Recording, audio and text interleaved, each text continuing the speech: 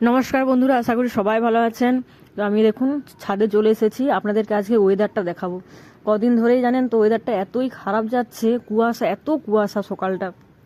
তো বাচ্চা কাজ বড় থেকে ছোট সবাইয়ের কিন্তু শরীর খারাপ হচ্ছে, পেটের রোগ, জ্বর, কাশি, সর্দি, তো নানান রকমের রোগ। সবাই একটু সাবধানে থাকবেন বন্ধুরা। তো এটা দেখুন আমাদের বাড়ির সামনে যে রাস্তাটা, সেটাই আপনাদেরকে দেখাচ্ছি। কতটা কুয়াশা দেখেছেন। এখন বাজে 7:30 ঘড়িতে।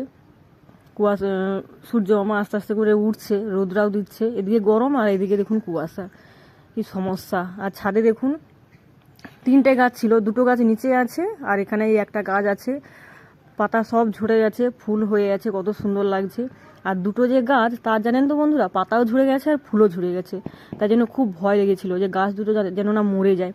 আপনাদের দাদা ভাই মাটি চেঞ্জ করে টবে আবার ভালো করে লাগিয়েছে। ওই দেখুন জুম করে আপনাদেরকে দেখাচ্ছি, ওই যে দেখুন 2টো টব ওখানে বসে আছে।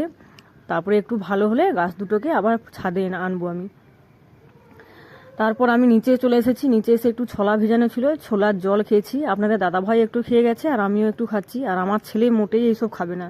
আমার ছেলের তো শরীর খারাপ হয়েছিল, এখন আজকে ভালো আছে, তাই জন্য স্কুল পাঠিয়েছি, ও স্কুলে চলে গেছে।